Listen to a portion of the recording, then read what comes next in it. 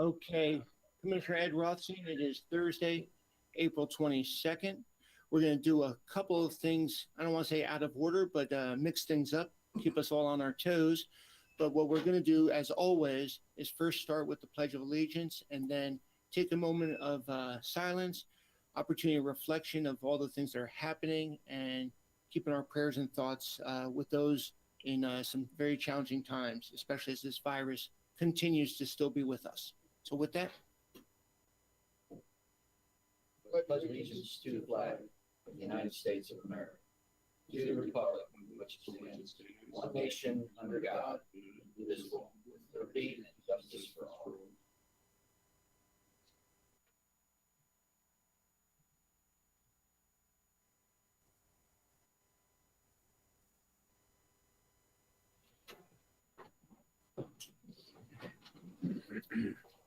okay, thank you. First on our agenda, I appreciate Judge Hecker you making the opportunity to get here first thing in the morning.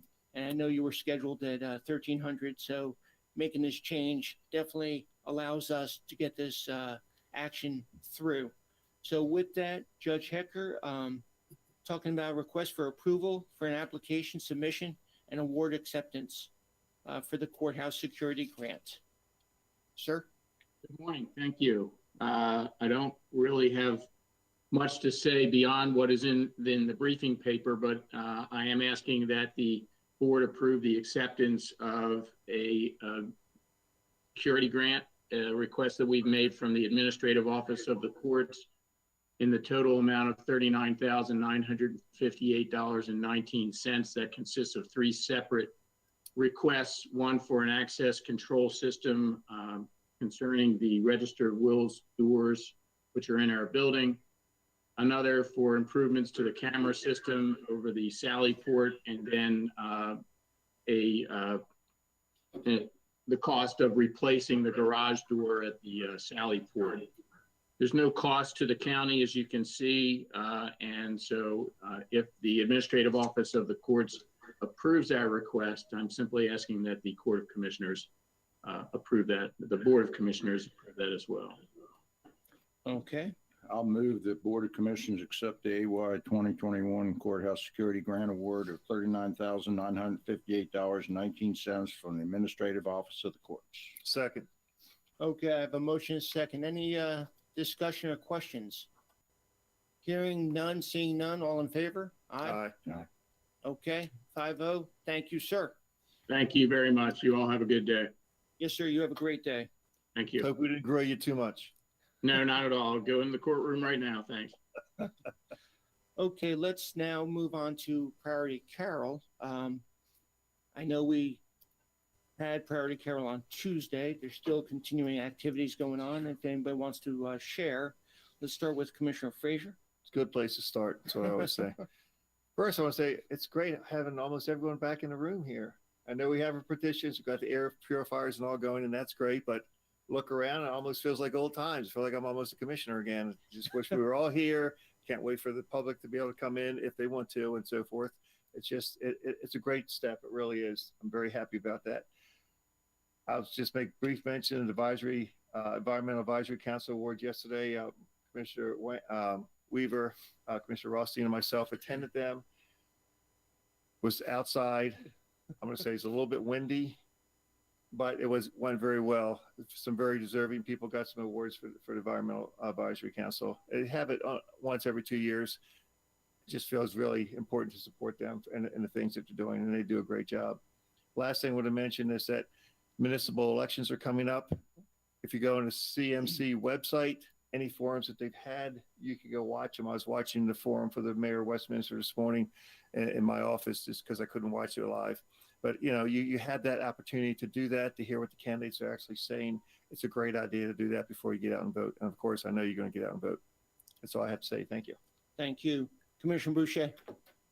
Good morning, gentlemen. I see you have Burke, the resident comedian, in there with you. Hopefully you have some fun with him. We'll get some wisecracks out of him.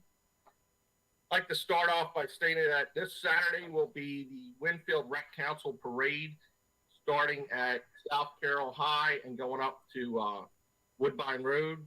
Anyone in the area, please come out, bring a lawn chair, and watch the parade take place.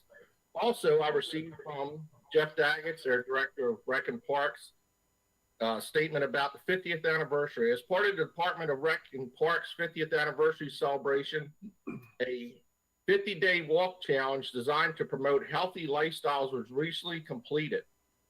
89 people registered for the program, and 4,478 miles were logged and reported. Christina Kuntz had the highest total of over 368 miles walked, winning a collapsible water bottle and lip balm for her efforts. Rec and Parks has just begun a second 50 challenge called Step 2, in which it will run from the 12th of this month to June 1st. And Christina is participating once again as bound to take on all challengers. So take her up on that challenge, get out there. Also on Sunday, up in Commissioner Frazier's district, on the Sunday the 25th, the Westminster Community Pond will be hosting their annual Henry Livesey Youth Fishing Tournament for use between 3 to 15. The event is free and will run from 8 in the morning till noon. There'll be door prizes and trophies handed out at 12:30. I guess Commissioner Frazier will be there to give those out, hopefully.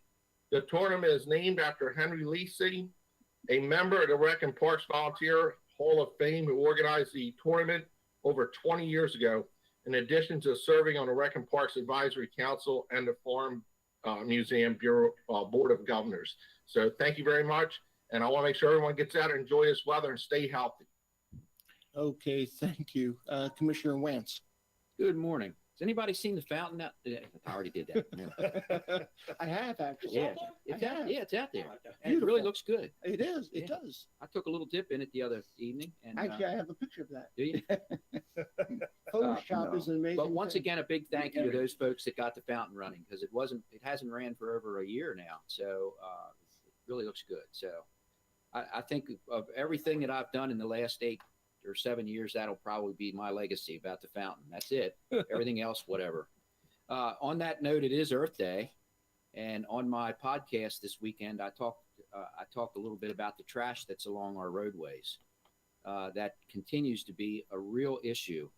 I have a tough time figuring out how folks can go down the road and throw crap out their window and not wait for 10 minutes to get to a trash can. And I saw it twice over the last couple days. It's absurd to me. And I'm still looking for the McDonald's on my road out in Pleasant Valley. Yeah. It's there somewhere. I'd love to be able to find it, because a great sausage McMuffin with egg would be great in the morning. And if it's that close, I think, so anyway, please, folks, it is Earth Day. Hold the stuff till you get to a trash can. That would be wonderful. Attended the Community College Board of Trustees meeting last night, and just a reminder, or just to let everybody know that probably doesn't know, they're going to be starting their Middle States accreditation process beginning Sunday. That's a huge deal for them, as they are reviewed by their peers, and then they're ranked, with the way in which the community colleges are ranked. I'll be participating with them on Sunday afternoon, which is the kickoff to that, giving a welcome on behalf of all of us, so that we get off on the right foot. And then Sunday, Monday, Tuesday, Wednesday, I think it's like a 3 or 4 day process, and then they should have an idea of where they stand by Wednesday or Thursday. So that's again a huge deal. We're all proud of our community college here, which I feel, without a doubt, is one of, if not the best around. So I wish them the best as they get into that accreditation process, which is complicated, challenging, and I think they'll come out on the right side of that. So other than that, everyone needs to stay safe. I don't know what happened to the weather. It was 70 degrees the other day. Now I had 30 this morning. There were flurries this morning. Yeah, it's ridiculous. Yeah, it was So, but 32 I down understand it's going to go back up. So that's April in Maryland. Let's hope the fountain doesn't freeze. That would be a problem. Okay, that's all I got. Take a bath. Okay, the peanut gallery needs to stay down. Commissioner Weaver. Well, first of all, Commissioner Boucher, you're a little old for a youth tournament, fishing tournament for that age group, but anyway. And Commissioner Wance, I actually chaired a Middle States Accreditation event, and I've been on several. It is a year-long activity. It takes a tremendous amount of effort to put that together, but I feel our community college will come out on the bright side of this. Everything I know about them is meets all the requirements they have to have, and it's a self-study, but it is a tremendous amount of work going into it. I do want to just comment on yesterday's environmental affairs recognition of businesses and youth, and I do want to thank Atlantic Blue for their scholarship donations to some of the youth out here that were recognized, and the Environmental Affairs Committee does a lot out here as far as work for us, whether it's solar, whether it's dealing with solid waste, whatever it's dealing with. They have always take the task, and they advise the commissioners on their targets, what they come up with as far as the solution, and they do a great job. So I do want to thank them again, and I just want to revert back to last Saturday night. I see Celine's on here, but you know, when we have got a call Saturday evening on the veteran that was homeless, and Celine and Gina Valentine responded in just a few minutes to him, resolved the situation. I just want to thank them again for their quick response and how this is handled, no matter what time, whenever. It's 24/7 in Carroll County. And thank you, ladies, for intervening and taking care of things. No, we say it a lot. We have a rock star team, and it's about deeds and not words, and they show up with the deeds. You know, the yesterday's awards ceremony reminded us we're in good hands. We got some incredible students, you know, that were recognized, and then talking afterwards with them, along with the small businesses in our community. I did have the opportunity to listen to a preview of Commissioner Wance's podcast, and I appreciate all that he said about this garbage on the streets. We got to do something, and there's no better way of saying it. That, and you laid it out there. Choose your words. There's a lot of crap out there, and we need to pick it up and be responsible. Another fun word that I like. I don't want to say messing with Commissioner Wance, but again, no better word to say it but absurd. And I am just so happy we are not Howard County and other jurisdictions when it comes to some of the discussions and comments they're making about our SROs in our schools. I am so proud of our Sheriff's Department and our police force and the SRO system that we have in place. And it means everything. I mean, from recognizing the work that they did in saving a young man's life the other day, or actually a while ago, but we recognized him the other day, to all of the work that our SROs are doing in our schools. I mean, those kids, you know, reach out to those SROs in uniform and high five them and appreciate them and want to have lunch with them and learn from them. That's what the SROs are doing. They shouldn't be hiding behind khakis and polos. They should be saying, look at me. I am a police officer. Excuse me. And I'm here to work with you.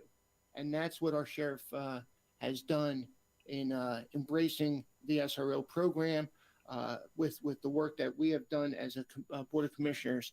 I apologize getting onto a pulpit about it, but I'm seeing a lot of comments from other jurisdictions in the city about how to minimize the SRO program. And I'm like, that's the last thing I think we should be doing.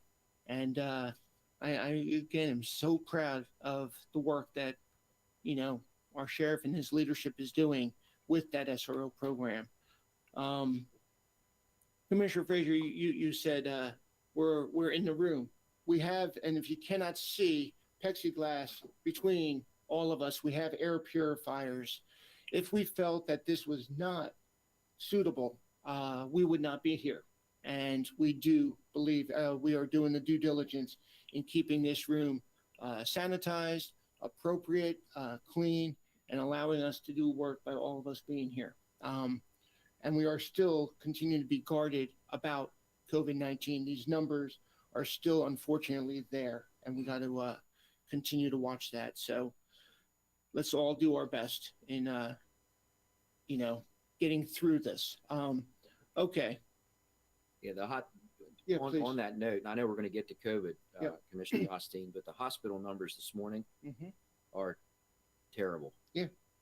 So that's not a So- reminder. So is the school system. They're as high Yeah. as that they've ever Yeah. been. That's Yeah. right. So it's just, while we see everybody trying to get a little bit more into the normal mode, the numbers speak for themselves. So I'll just Right. let it go. But, No, I yeah, I it's bad. appreciate it. And I think Ed Singer is going to talk about that. Yeah. Trends are not just 1 week. right. And what we're seeing is this up and down, which are not showing the trends. Yeah. And the numbers are not favorable right now.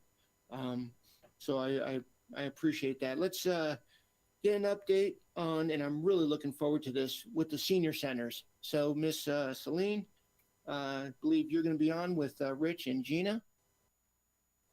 Good morning, commissioners. I see Rich, I see Gina, I see you. Yes. Yes, and so we also have Melissa Cunet joining us. She is the manager at South Carroll Senior Center. And Rich Oton is our community services supervisor, and Gina is our bureau chief of aging and disabilities. And I will say, I am so excited to be before you this morning to present this news that we are going to be talking about our senior centers reopening in Carroll County. As you are all aware and can clearly remember that day on March 12th, 2020, when our senior centers were closed by order of the governor as a result of the COVID-19 pandemic. And then everything else just went from there. But the senior centers were the first piece to close, which is appropriate that they are going to be one of the first pieces to reopen. So the governor announced on April 1st, 2021, that senior centers throughout the state of Maryland are permitted to reopen by the end of April with public health protocols in place. I do want to be clear that the protocols that we will have in place and the way the senior centers will reopen will be a phased process, and it is going to look very differently from the way the senior centers operated prior to COVID.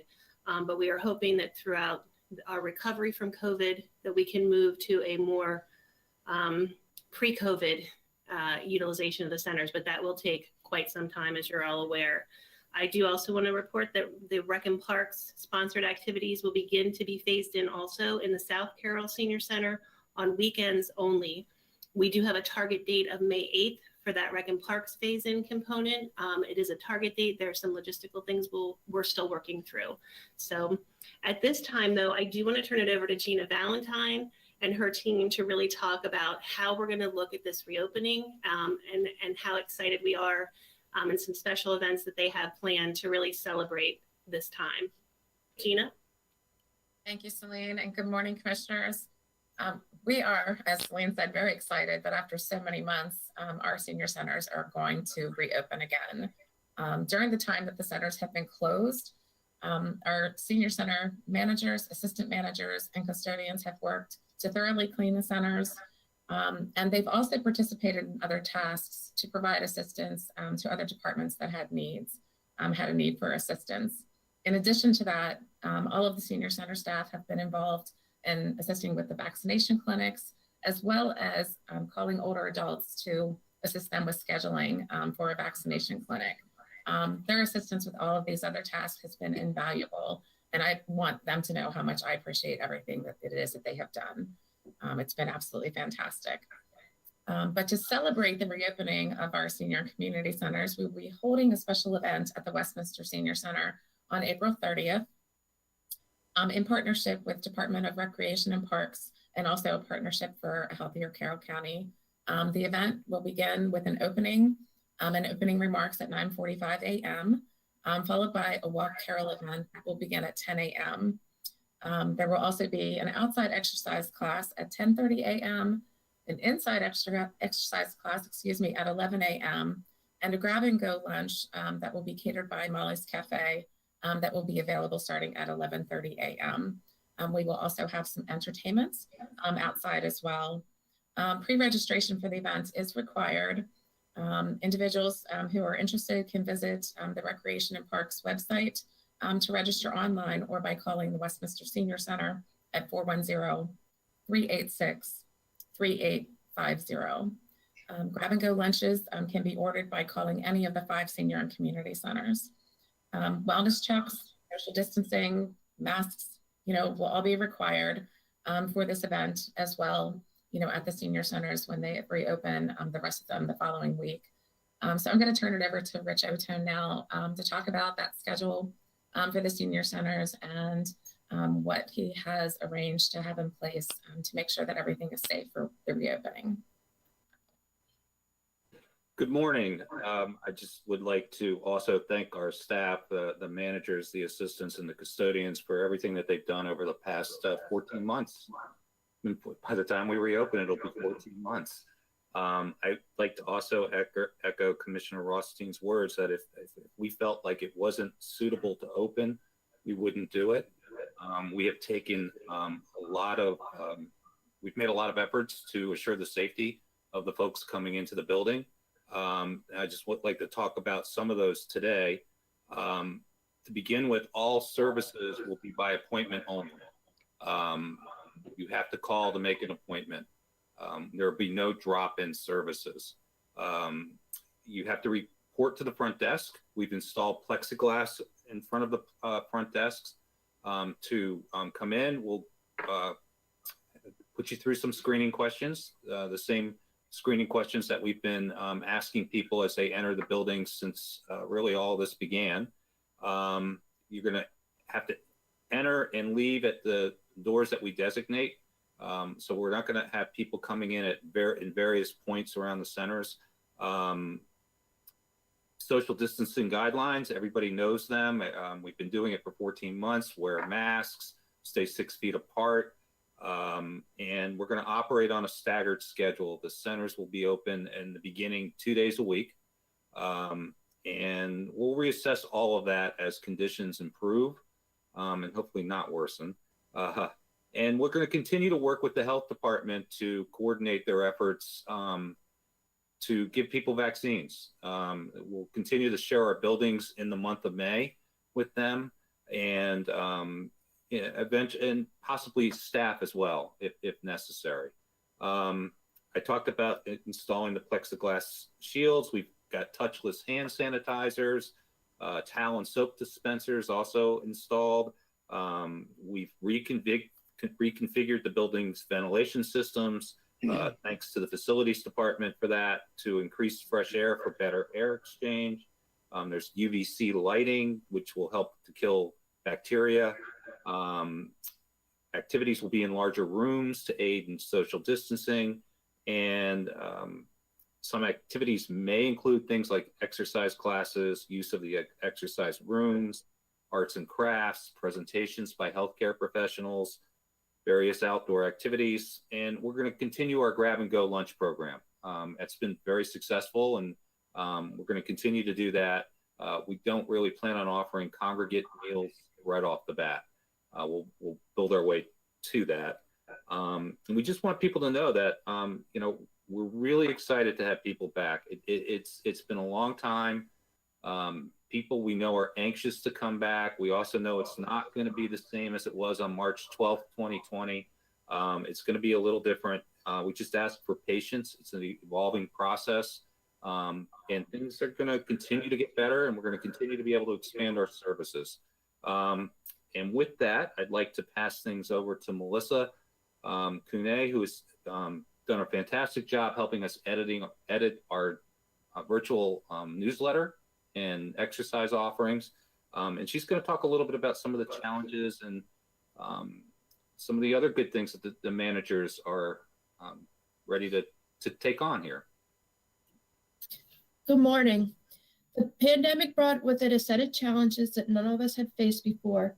Initially, our focus was on helping our members stay connected to resources and that their basic food and medical needs were being met. As we moved into summer, the challenge shifted to helping our seniors connect with both the community and each other. We developed an online newsletter and arranged for virtual exercise classes. We helped organize grab and go lunch services, as well as drive-by events for both the flu shot and farmers market vouchers. We are very excited to reopen our centers. Reopening brings that with it another set of challenges. Among them is developing activity schedules that will be appealing and adhere to prescribed safety guidelines. We also want to assure members that it is okay to leave their homes and visit us. And because our centers will be open by appointment only, we are challenged to find a way to schedule activities so that all interest members have a chance to participate. It's a new set of challenges, but for no other reason, it's worth the effort just to be able to see our center members in person once again. We hope that even with the limitations, that friends will be connected with one another. And after 14 months, we are happy that our centers will once again be able to play a vital role in the lives of our older citizens. And thank you for letting me join you today to speak on behalf of all the senior center staff. Thank Okay, you so thanks, much, Melissa. Go ahead, Gina. I'm sorry. No, I was just thanking Melissa and Rich for everything. And of course, for the commissioners, if you have any questions for us, we'd be happy to answer them. Yep. Any questions or comments? I just, just looking at the four of you, it looks like you're beaming with pride and moving forward. And very excited, enthusiastic to I want to get back to a sense of normalcy, to support our community. I look forward to being there on next Friday as well, to sharing some of those activities. Not sure about the exercises, but maybe a little bit of food and stuff like that. But really look forward to it. And I appreciate all the work that you all are doing. So thank you so much. You gonna be there on the opening? I am. Good. I'll see you there. I'm Maybe I'll looking forward challenge you to to seeing an exercise class or something. Maybe we'll see. I don't know. Maybe I shouldn't have said that on the air. But Okay. I'll watch you exercise. How's that? Anything? Okay. Appreciate it. All of you for coming in, giving us that great information. So Thank you. Listeners. Absolutely. Let's move on. Let's see. Introduction and request to proceed to public hearing for a water and sewer spring amendment. Ms. Linda Eisenberg and Price Wagner. There's Price, and I saw Linda. Yeah. Let's see if Linda's going to light up. There she is. There she goes. Oh, Maybe. maybe not. Good morning. I'm not sure what's going on with my camera here this morning. Okay, but you can continue. Absolutely. All right. Good morning, commissioners. Today we are here before you to brief you on the spring amendment to the 2019 Water and Sewer Master Plan. Price has information for you on the various amendments for today's proposal. And at the end of this, we'll be requesting to go to a public hearing for this document. We have to have a public hearing so you all can adopt the amended changes and then move forward to MDE for their final approval. So with that, I'm going to have Price Wagner give you a presentation of what the amendments that are proposed for this are. Price? Thank you, Linda. If I can have control so I can share my screen, please.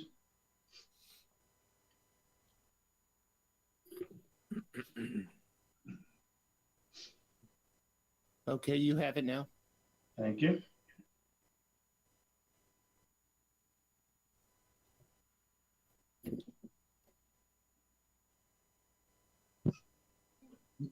Now, let's do Let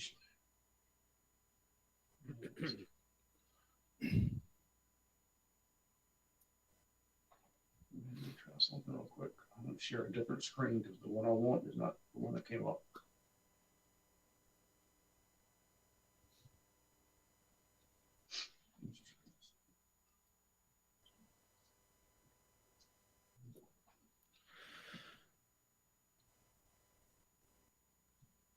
There we go. Okay. All right, so this is the spring amendment to the Carroll County Water and Sewer Master Plan for 2021. So just a little bit of background, so why do we amend this plan?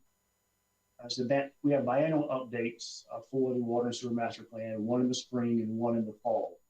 These sort of go in between the 3 years we have when the triennial updates are approved. The last triennial update was approved in 2019.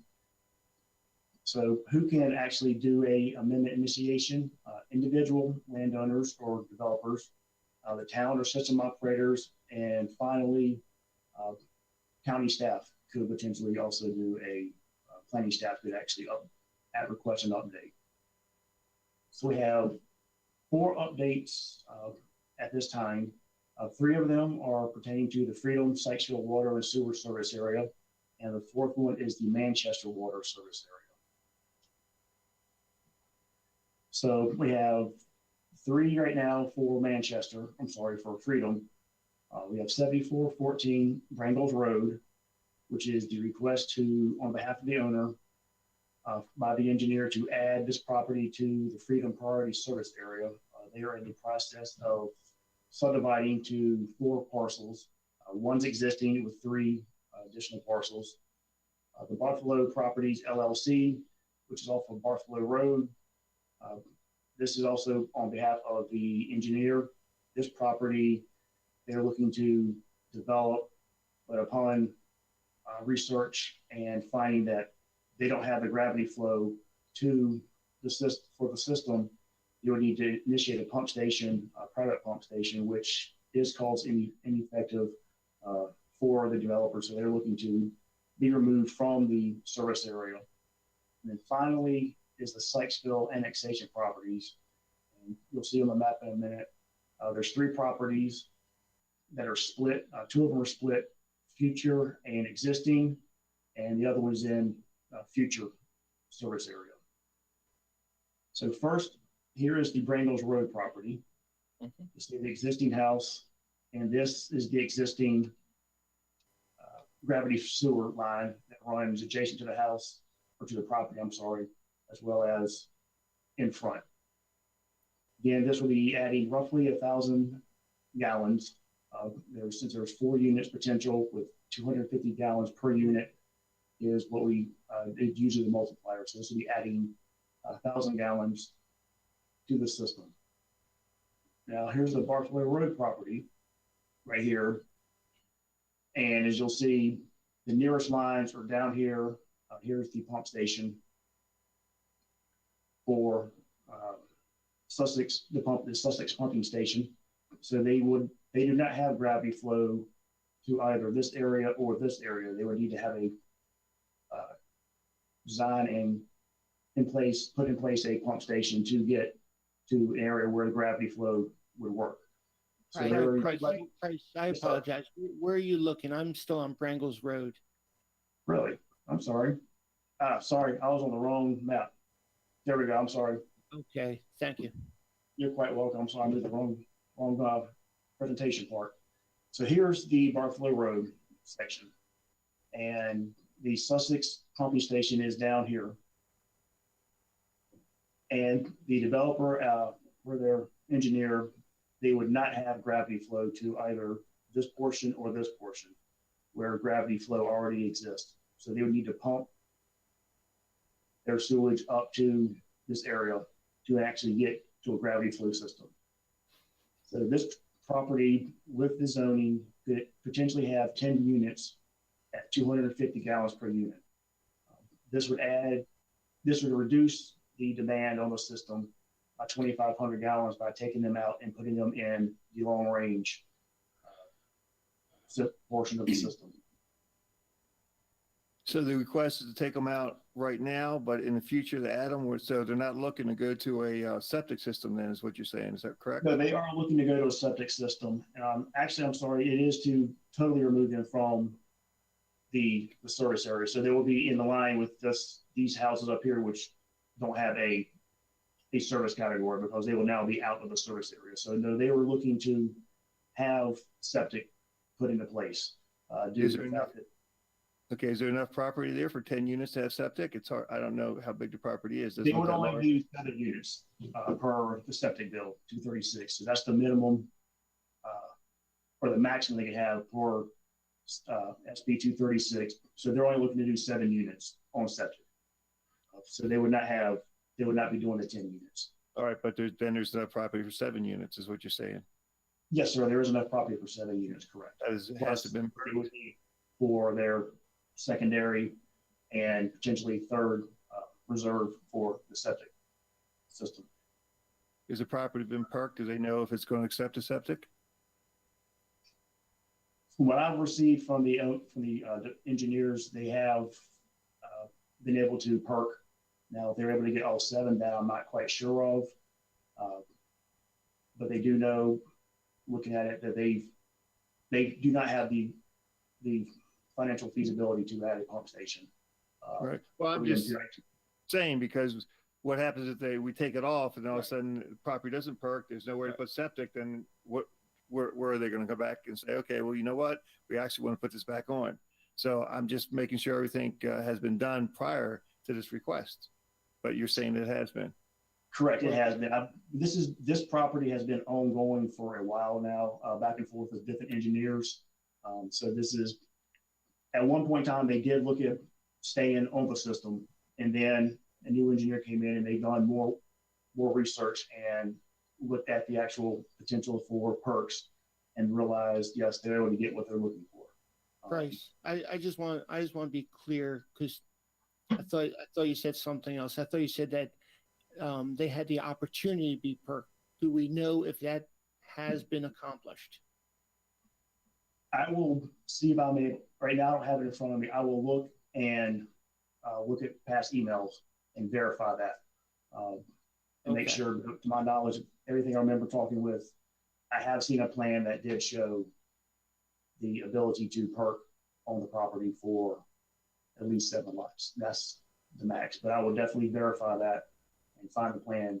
And so we have that, and I'll get the information sent up to the commission as soon as possible. But yes, to my knowledge, in my understanding from past conversations, as well as the previous plan I had, which is located in my office, they do have the ability to put 7 lots on the property. Okay. Via septic.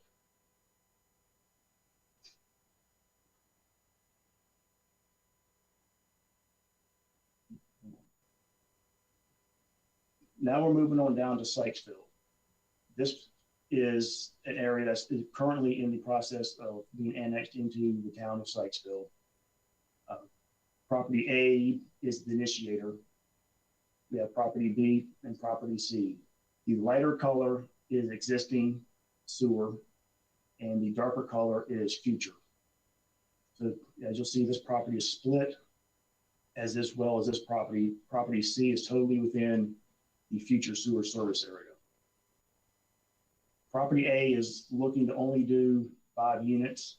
It is zone conservation, and they're only looking to do 5 units based on the conservation zoning. Minimum lot size 5 units is what all they can get. In talking with the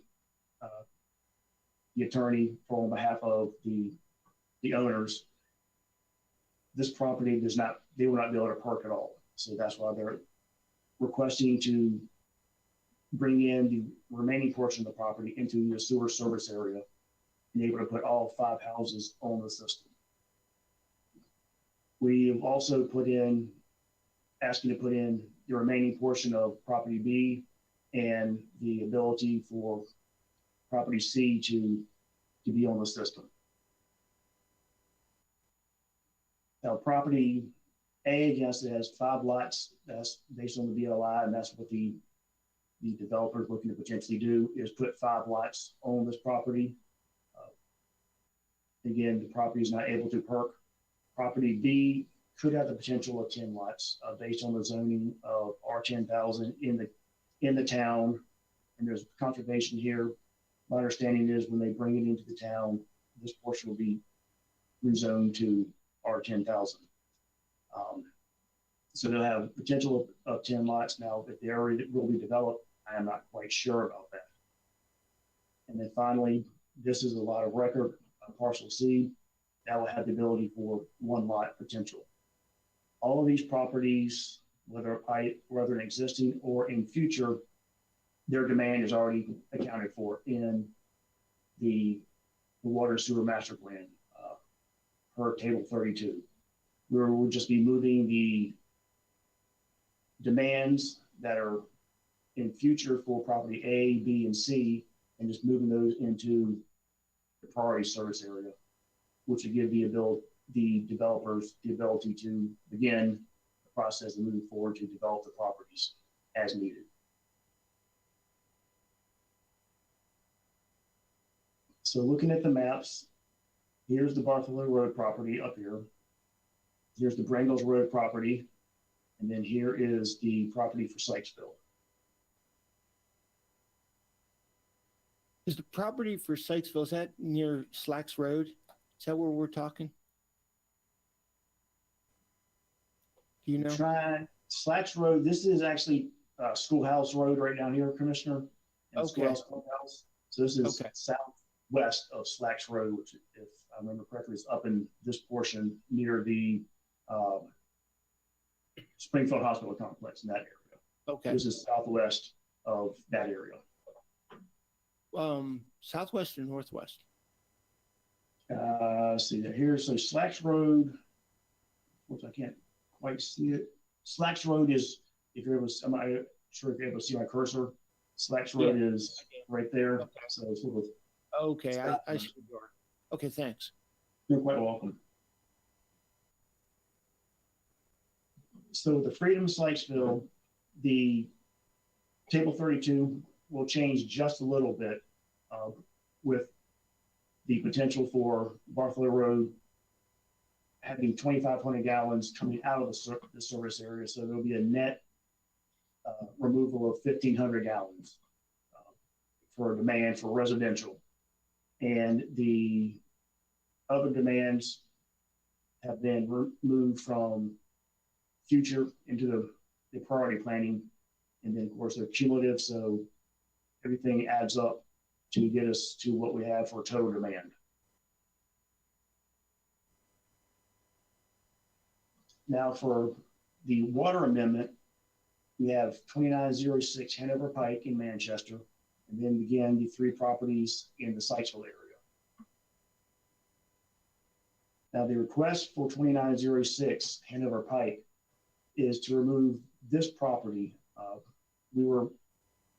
The health department, along with the town of Manchester, requested this to be removed from the property and placed in a long range for one day potentially.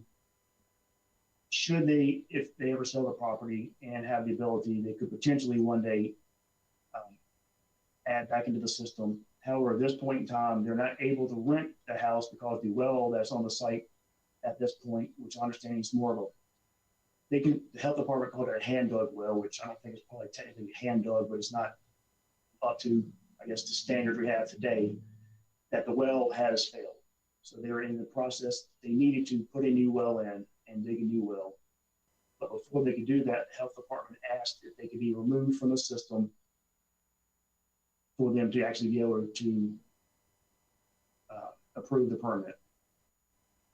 The town did put a request in for this property to come out, and I was in contact with Lee Broderick through the whole process. And before he retired, I did send Lee information that the town did request this, and he was going to sign off on the permit. Then this was back in January of this year, so January 21, to begin the process for them to be able to put a new well on site, knowing that this will come out in the priority future phases. However, down the road, potentially, if they ever needed to tie in, they could. But at this point in time, they have no want to tie in, as well as this property is also outside the town limits. And in order to be on the system, the town requires that the properties be within town limits. So these properties would have to be annexed in to actually be able to tie into the system. So these 2 properties are currently long range. This one will become long range upon the approval by MDE.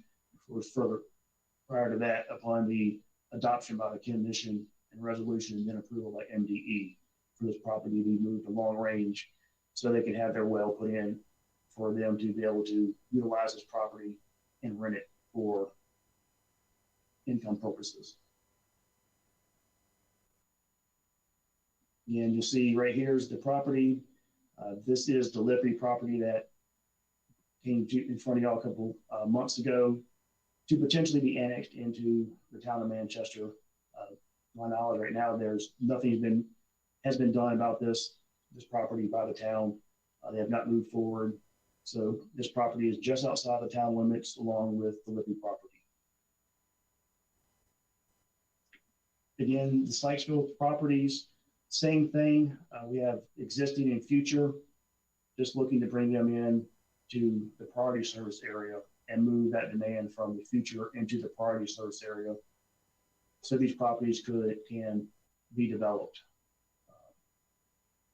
in a timely manner, especially property A, where they're looking to do 5 units in the conservation district. And back down here again, you'll see the properties for the Sykesville annexation.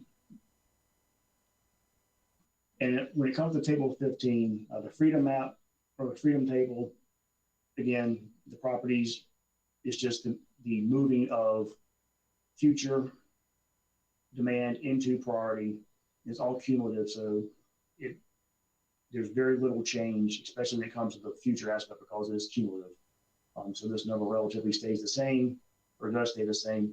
This number, the residential demand number, would increase because of just moving that demand into the priority system section of the table.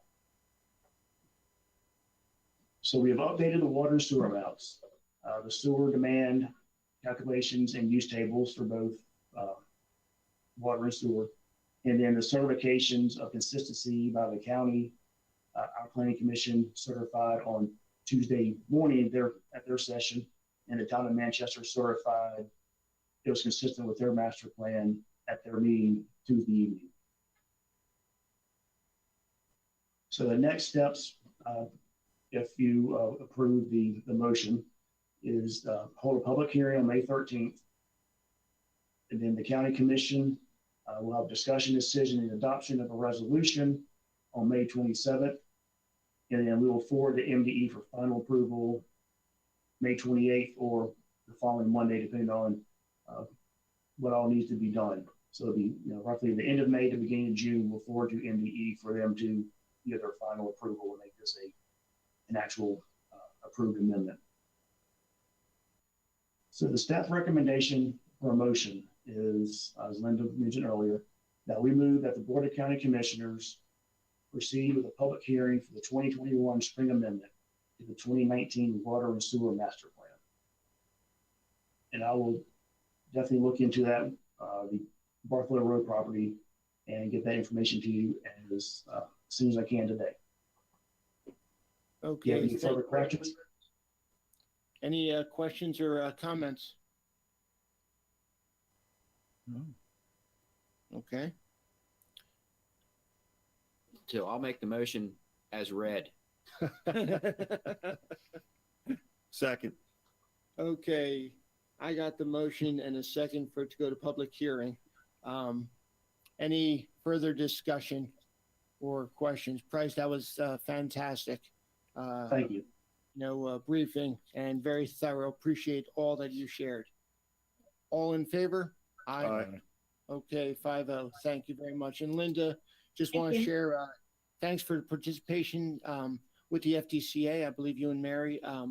Again, we're always putting our best foot forward, participating with the community, and it's going to show. It shows now, but it's going to continue to show. So I appreciate all that you're doing with the community. So thank you. Absolutely. Thank you so much for saying that. I appreciate it. Have a great day. Yep. Yes, ma'am. Okay, let's move on to public safety, our county 911 fees.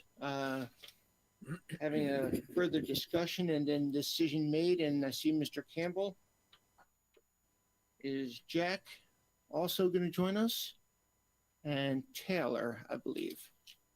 And she has, Commissioner, if I may, sir, Miss Hawkinsmith has asked to just remain with us. She's available for any comment, etc.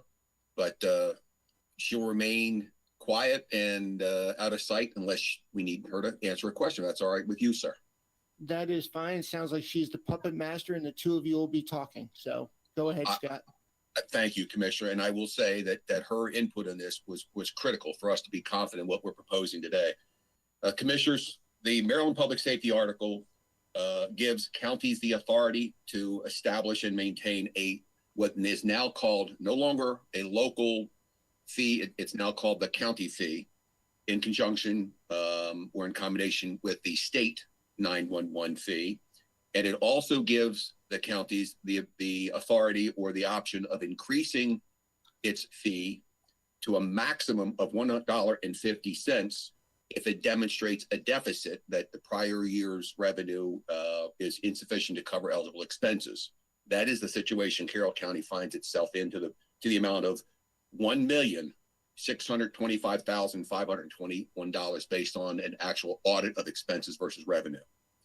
So in accordance with the Maryland Public Safety article, we are recommending to the board that you exercise that option and to adjust the county's rate to $1.50.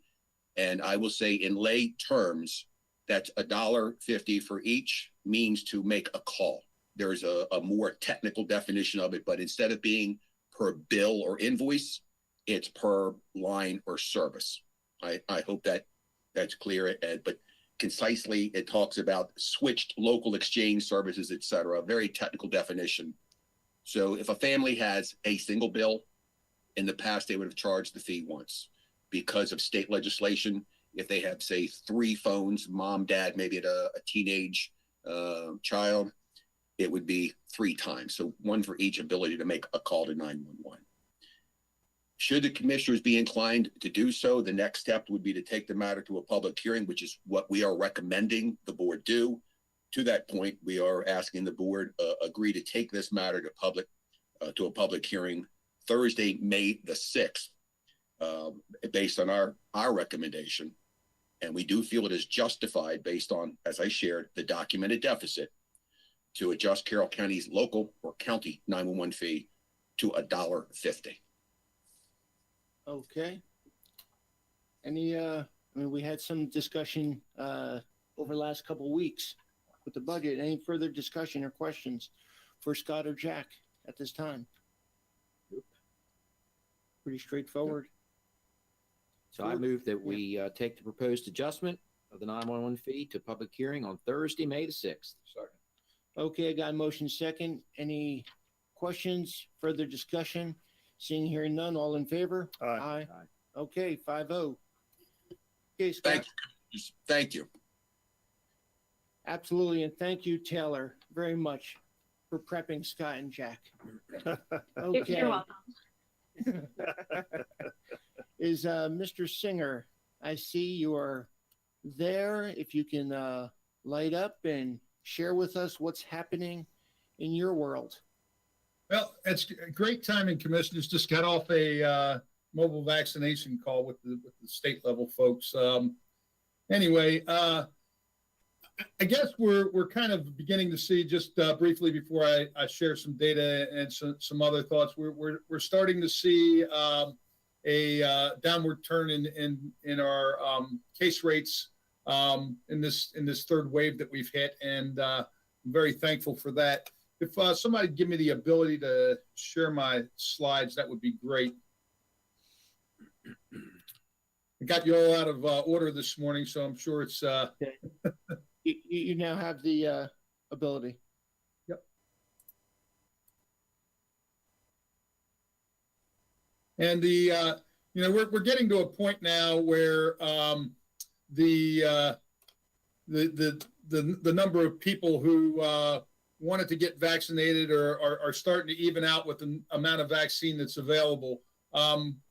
So I want to encourage people to, if you're thinking about getting vaccinated, it's open to everybody in the state at this point in time. Get vaccinated, help us bring this pandemic to an end, and help us get back to a more normal life as we knew it before COVID.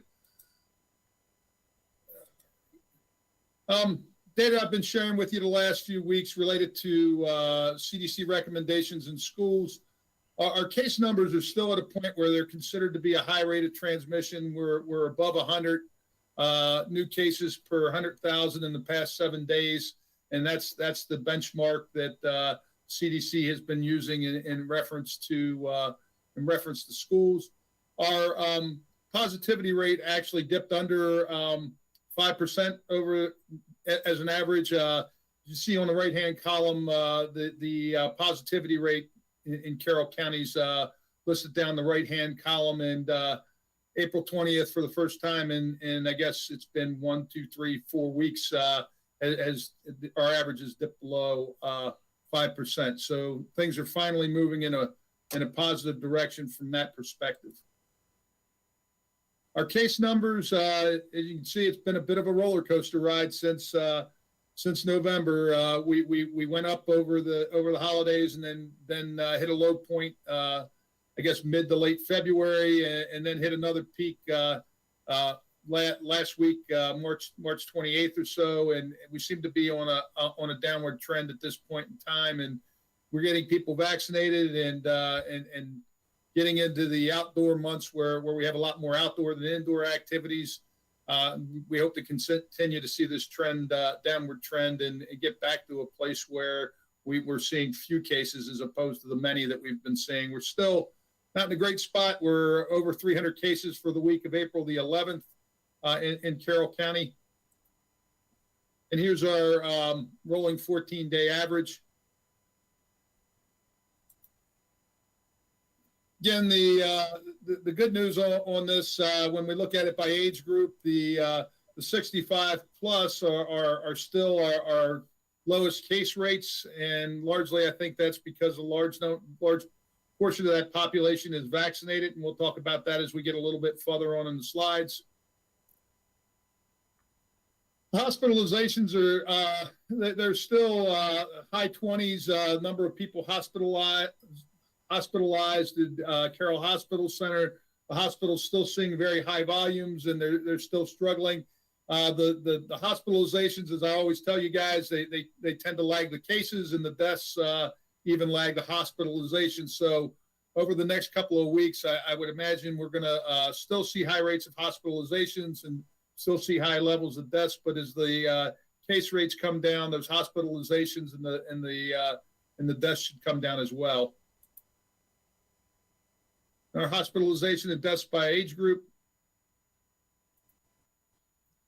So last week we had our highest number of community deaths, tied with the week of I guess January I think that's roughly January the 23rd or 24th was the only other week where we've had five deaths in the community related to COVID. So it's still it's still a struggle for people. It's still a problem, especially if it's impacting somebody that you know that's had COVID or died from COVID or been hospitalized by COVID.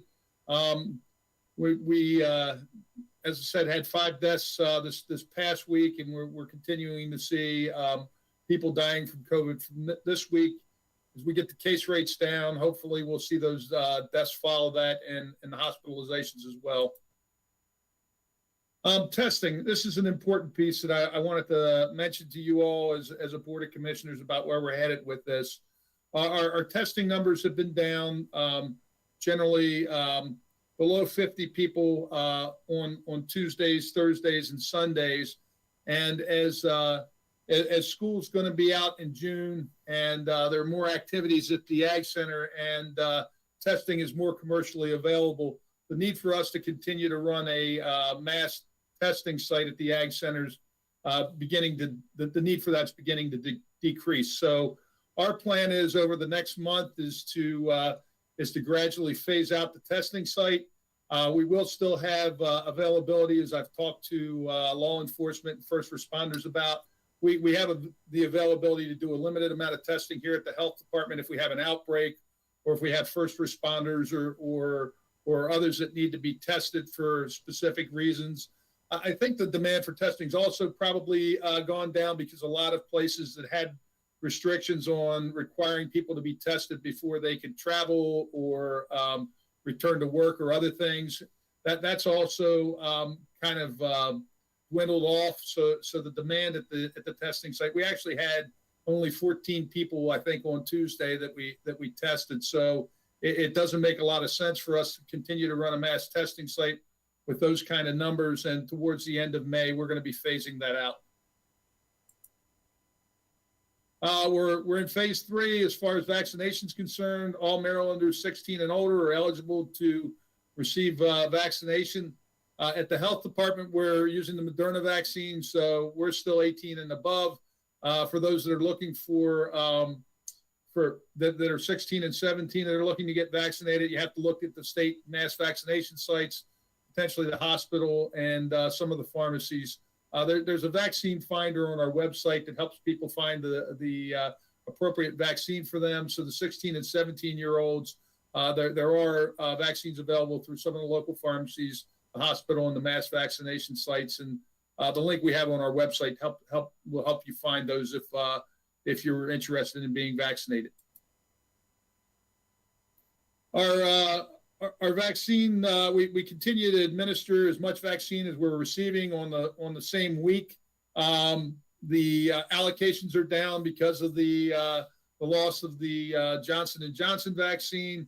The last several weeks, we've received 1,100 doses, so that's cut our activity a bit from the clinics that the health department has been able to offer.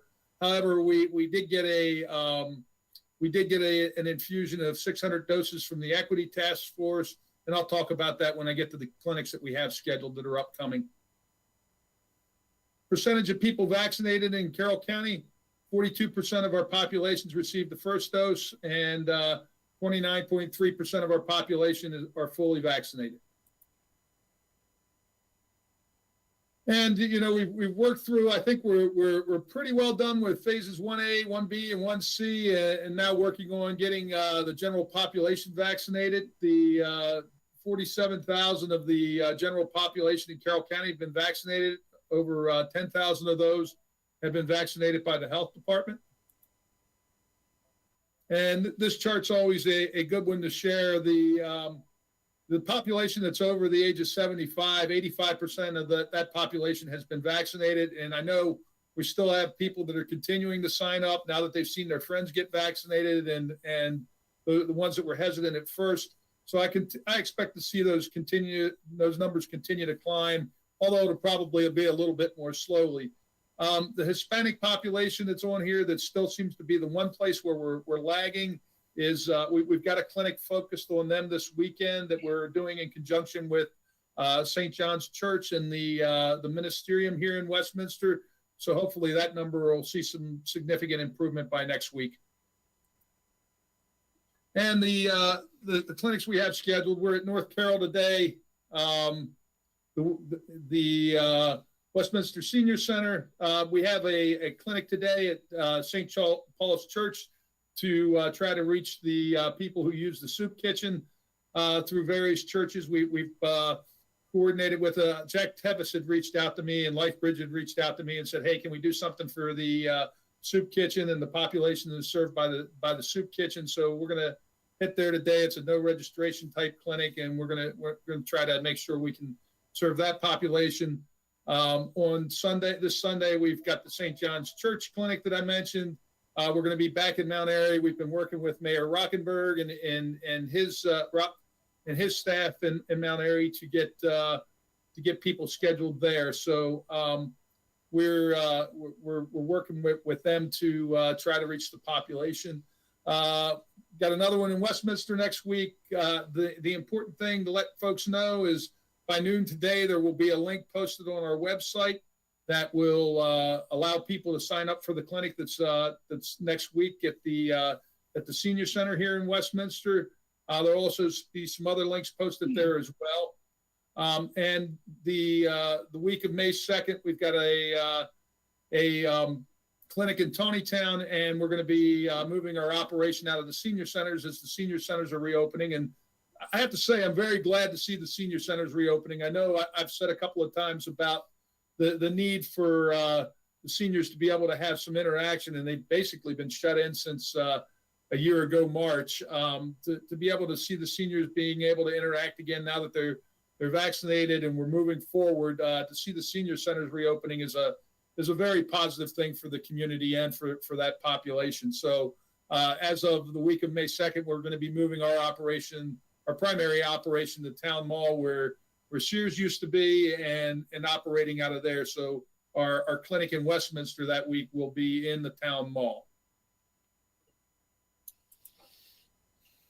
Just the normal thing that I share on our website. If you've got any questions, anybody has questions, they should call us 410-876-4848.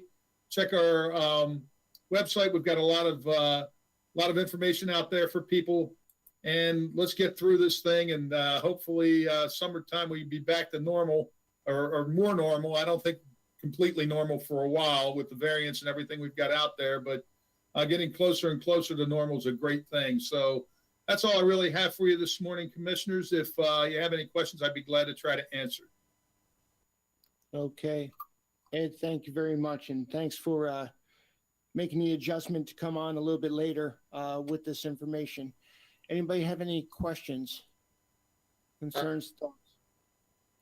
I'd just like to state that, I always try to look for positives in these charts and graphs, and the chart showing that there's been no facility-related deaths in the last 2 weeks is tremendous.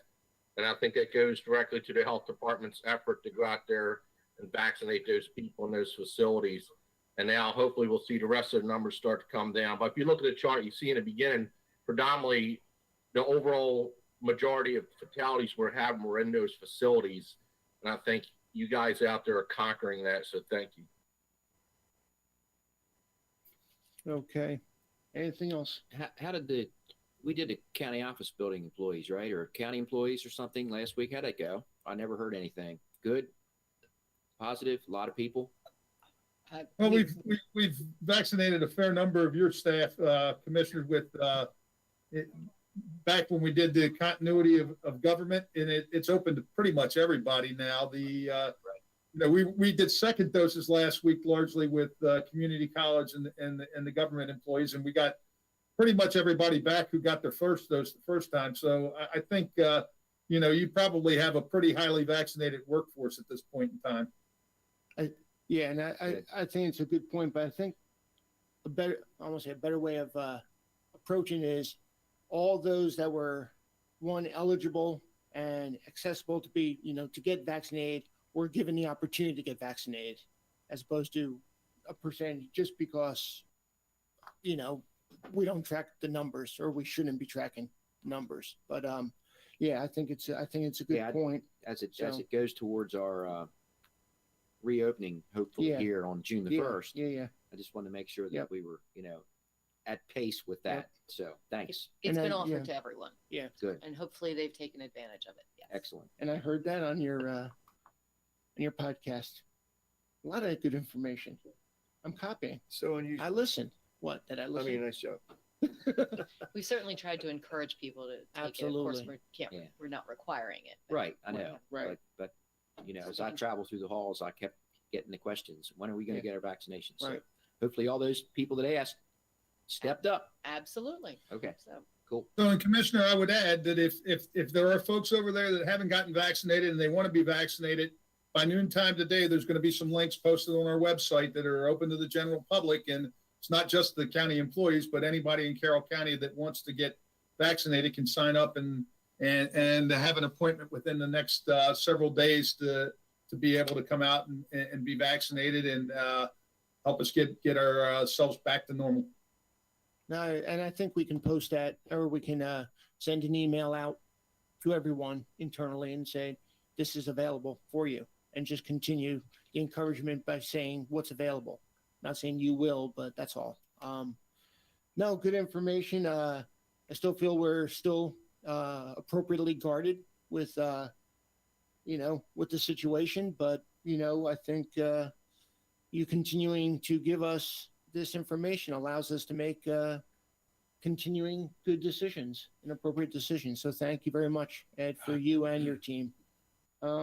Anything else? Okay. Thank you very much. I'm running over to the soup kitchen. You have a good day. Okay. Let's get Jeff, Eric, and Cliff on for the Northeast Maryland Waste Disposal Authority, requesting a membership renewal. Jeff. Good morning, commissioners. Thank you for your time this morning. About a month ago, the Board of Commissioners, as part of our ongoing, seems to be a weekly segment revolving around solid waste, the Board of Commissioners has requested that we come in front of you to give an update on services provided with the Northeast Maryland Waste Disposal Authority membership that we have. I will pass the presentation here in a moment over. Today is part of our team. We have Eric Burdine, Deputy Director of Public Works, Cliff Engel, Bureau Chief of Solid Waste. Sorry, trying to put another beer onto you, bud. Andrew Case from, he's the Deputy Director of the Waste Authority. John Shaw is our Project Manager. And Chris Skaggs may be in the background, also from the authority. But I'll pass this on to Cliff and Eric. They will go through today with explanation of the services, what they provide to us, as they are a huge extension of our staff. They will shortly share with you. So go ahead, Cliff, Eric, who's taking the lead from this point.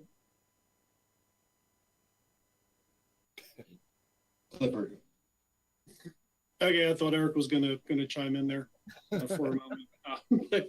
Good morning, Commissioners. One piece of note is unfortunately the authority members are not on this morning, but they are available if need be to get some answers to information or questions that may come up from this morning. But good morning, all. We again sincerely appreciate the time this morning as we discuss how Carroll County and the Bureau of Solid Waste benefit from our membership in the Northeast Maryland Waste Disposal Authority.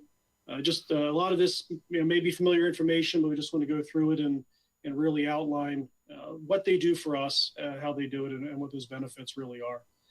The Northeast Maryland Waste Disposal Authority is a multi-county agency that provides support to member jurisdictions related to solid waste recycling matters. The organization currently has 8 members, being Anne Arundel County, Baltimore City, Baltimore County, Carroll County, obviously, Frederick County, Harford County, Howard County, and Montgomery County. So it's a good breadth of counties there from the standpoint of population and density. The Northeast Authority's Board of Directors is comprised of unpaid representatives from each member jurisdiction. Public Works Director, Mr. Castonguay, was nominated by the board and was then appointed by Governor Hogan to represent Carroll County on their board of directors. He's currently their treasurer. Through our partnership with the authority, the county receives a multitude of benefits, and a few of those I'd like to highlight in particular. First is project management, including developing procurements and managing the associated contracts and agreements in conjunction with county staff. The member jurisdictions frequently use the authority's on-call consultants, engineers, and other contractors for solid waste and recycling planning efforts, program and facility development, and landfill and transfer station engineering, operations, and compliance services. They also perform contract management for service contracts, such as waste and recycling transfer, which we've discussed some days ad nauseum. But their tasks include preparation of the procurements, contractor selection, also management of technical and administrative aspects of those service contracts. Also, through their wide range of contacts, the member counties, us being one, have access to a broad professional network specializing in all facets of the solid waste recycling industry. And in addition to some of the ongoing projects that I'm going to touch on, we also anticipate using the authority and their experienced resources in the upcoming studies and other efforts that the board has recently asked us to investigate. Authority staff will also monitor legislative efforts in the Maryland General Assembly and their potential impact on member jurisdictions. They fully engage in each session and advocate on behalf of the member jurisdictions as needed, similar to what MACO does. They continually monitor what's going on in other states, other areas regionally and throughout the Eastern U.S. So we can see how maybe some legislation that may be proposed in Maryland could impact us going forward. They also have specialized legal support related to solid waste recycling matters from an external on-call legal counsel that's available as needed. They also perform general administrative support, including market analysis, with regard to local, regional, and national solid waste recycling industry markets. They also would also very importantly serve as can serve as a facilitator for solid waste recycling public-private partnerships. That could include composting that we've talked about, recycling processing, landfill gas to energy, energy from waste technologies, obviously, solar power, and other emerging technologies. So they do have a breadth of experience there and a breadth of resources. With all of that, commissioners, in an average year, Carroll County alone, the Northeast Authority staff expends an estimated 1,000 hours on project and contract management, administrative, legal, and legislative support functions. Now, that's 1,000 hours per year that the county staff would otherwise need to dedicate either directly or through others. So through their internal and external resources, they are really an extension of the county staff, or what is really a force multiplier, providing value and savings to our members or to their members compared to hiring our own consultants or additional staff. Partnering with the authority on several ongoing service contracts has resulted in significant financial benefits to the county. And I'd just like to give a couple of examples. The first is our solid waste services contract. That's our waste transfer contract at the transfer station.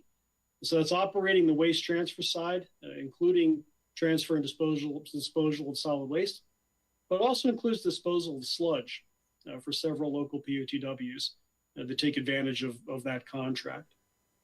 Through their assistance, the cost savings in that contract are about $200,000 a year over the prior contract, prior agreement. So it's a significant savings to us on that end. And that contract started 3 years ago. The second example is our recycling services contract, which we have discussed at length. That's providing the processing of the single stream recyclables and source separated cardboard. Fortunately, through the authority, we were able to do a multi-county contract covering services for both Carroll and Frederick County. And because of that, rather than going alone, the estimated savings by the county participating with Frederick County is estimated at $390,000 a year, or $390,000 for fiscal 21. That contract savings alone is almost 2.5 times, a little more than 2.5 times, our annual Northeast Authority membership dues. So just with that alone, what more than covers what the cost of membership is. The authority also aided on the recycling side with our efforts to reduce recyclables contamination, which has also been financially beneficial to the county. Another example is through this last recycling contract, the recyclables operations and transfer was bid out separately. And with that, the greatest benefit to the county in separating those activities out is providing flexibility to us in the fact that they can arrange for delivery of the materials to any processing facility within a 100-mile radius if something should happen either at the transfer station or other conditions warrant. So that is a lot of flexibility that we did not have before. The fourth contract that we manage, or that they manage with us, is for our e-cycling, electronics recycling. That's through a regional e-cycling master services agreement that provides for electronics recycling, collection, transportation, processing, and recycling services for member jurisdictions. So multiple counties participate in that contract. That ensures that we have access to the most cost-effective electronics recycling program that's currently available. I know of some other counties that have the same service, but not through that contract, and they're paying significantly more than we are for that service. In each case, the authority provides active hands-on management of the project or the contract. Their staff are in constant communication with us and with our contractors to ensure quality of services and information that's shared between us. In the event of any disruption of services to us or to other member jurisdictions, they can and they have in the past quickly coordinated with other contractors within the region to minimize those service disruptions. Also, with regard to all the multiple contracts they hold, if they see a benefit in one of those other contracts that we can, as a member, take advantage of, they'll recommend to us that opportunity for consideration to pursue. So basically, in summary, and there are other items here too, but those are the the primary ones.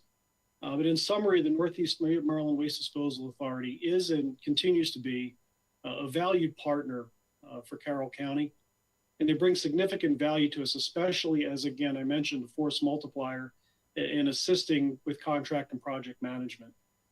Commissioners, thank you for your time today, and we'd be happy to answer any questions that we can on their capabilities or what work they're currently doing in support of the county.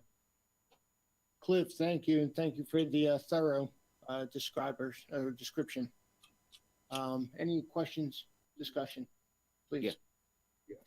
So, great report. I know we've gotten that a little bit before. The only thing I didn't hear, what are the dues that we're paying a year to the authority? The actual, I don't know that we've seen the actual invoice from this time, but it's approximately $150,000 a year. Okay, that's fine. Ballpark is fine. And Cliff, when you speak of project management and contract management, etc., that's included in the fee that we pay. There are no extra fees that come as a result of these things that are done for us. Is that correct? That is correct. Unless we are contracting with somebody else to do work, whether it's a study or something, that is correct. Okay, so there's no additional fees typically from, I love this, I feel like I'm in New York and Manhattan, from the authority when it comes to any of the activity or work that they do for us. I want to say no, Commissioner. I don't, if it's a membership in something that we have to pay a small fee for, or a trade journal or something like that, but I don't know of any. Maybe Jeff and Eric can confirm or deny that statement, but I don't know of any. Commissioner, I'll give just a brief example is, no, there's not a fee for the project management oversight of these contracts or the legal advice that we get. There is when a couple years ago when we saw we reduced our contamination level, our recycling from approximately 20% down to well below 10%. I think we're down in the 8% range. When we do those waste sorts, we do have to contract with MES to come in to do that waste sort itself. So that piece of the work from that consultant doing that work, we have to pay for it, but there's nothing else going to the authority themselves. It's just for paying for services that are outside of the general scope. Okay, thank you. Jeff, do we pay the same fees like Montgomery County to the authority to belong yearly? No, every county has a different fee structure based on the services that are being provided. We have a couple just simple contracts, so that's why our fees are, we take a portion of, of their staff for project management. Other counties, they actually, some of them, they actually run. They are actually the consultant and they actually run some of the day-to-day operations, or they're more tightly involved with, if it's the breast, like the waste to energy sites, they're more involved with that, and they're contracted to, if it's not day to day, it's an on-site presence and project management. So those fee structures are negotiated depending on how much time and how many staff members that of the authority are actually working at those facilities. So we are one of the lowest ones, and we might actually be the lowest one of all the other county jurisdictions, because we are primarily contracts, recycling, e-cycle, and just waste transfer, but they're not physically, while they're on site pretty often doing project management and oversight of their subs, they're not actually doing the day-to-day operations running of our facilities. Okay, as treasurer of the authority, what is the scope, size of this? How does it, what are we contributing to as far as dollars and cents? We are a very small portion of what of the entire budget for annually that's coming through the authority. All these contracts, even in aggregate, you have to think of as there is a, you have a 1% service fee or whatever it may be on each one of these large contracts. So there, there's probably hundreds of millions of dollars that run through the authority of the way the projects or contracts are set up. If you're, like if it's Bresco, I'll use that as an example, that's one of the larger ones. Or if there's something with MES with regards to them running some of the compost sites. There's money, that money comes from the county or city jurisdiction, comes to the authority. The authority then pays, from that point, pays all the consultants. And at that point, they become the accountant and the manager of all of those. If it's like 10 contracts to build up for that one, that's what they work on. Will we be able to see how this is broken down? Could you provide us with a breakout of their general? I mean, this should be public knowledge, I would think, since we are have a member on the authority, the breakout of how the money is used. I mean, this is all a public entity with the services they provide with, so we can provide that information for what they provide for us. Okay, thank you. I'd like to see it. Okay. What else? Is there any Can I way ask they for- can, go ahead, Commissioner Boucher, go ahead. Since we're on the solid waste, I just real quickly want to ask about the rain barrel and composting deadline. Is that in like 2 days? Is there any public announcement we can give to the people if we're pushing up on a deadline? Since you had mentioned composting earlier. Yeah, I'll get with Maria to see what can be done. For some reason, I thought that deadline had passed, but I may be wrong. But I will double check with her, and if there is still time, we'll make sure we get some kind of blast announcement out. Hey, Cliff, pickup is this Saturday. It was, Okay, thank you. Yes, Commissioner, it's a pre-sale and the pickup is this Saturday. So the chances of probably purchasing one at this point, I don't think are very good. I was just going to ask. We do have it twice a year, so. Okay, Commissioner Frazier. And no questions. No, I was just going to ask about the composting. If they could help, I know we're a small county and so forth, but I really am interested in trying to get some type of composting done for Carroll County, not just, and I know homeowners are all important because I compost myself and have a barrel and all that good stuff, but some type of pickup for composting. But we have to, I guess we need them to help us figure out how we could best manage that, maybe on our own or maybe in conjunction with one of the other counties that's already doing it. I just think it's something that we need to look in, something we could probably ask them to look in to help us out with. We'll certainly put that on the agenda. Thank you. Okay. Anything else? I don't think a decision needs to be made at this point. I think there's more for discussion. So thank you, gentlemen, very much. Let's move on to a request for a stormwater management facility retrofit. And I believe we got Chris and Maureen. I see Chris and I see Miss Maureen. Good morning, Commissioners. Good morning. Yes, we are here this morning to request your approval to award a contract for the Trevanion Terrace Stormwater Management Facility retrofit to CJ Miller in the amount of $1,108,000. A total of 50% of the construction cost will be grant funded and the remaining will be county funds. The total amount grant funding approved for the project is $632,010, which also covers the design, the inspection, and other professional services. The county advertised this bid, received 12 responses, and the bid amount is within the adopted budget. No additional funds will be necessary, and I'll turn questions over for the project to Chris. Yes, good morning, Commissioners.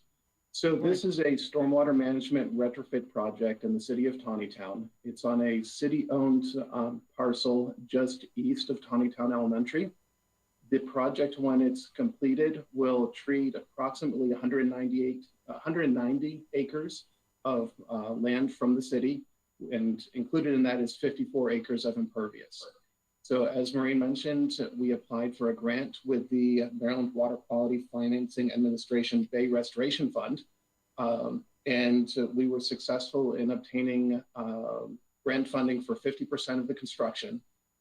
After we received the grant information, we had further discussions with MDE and were able to obtain additional funding related to covering some of our costs related to design and some administrative cost, which is why the overall grant is greater than 50% of the construction cost.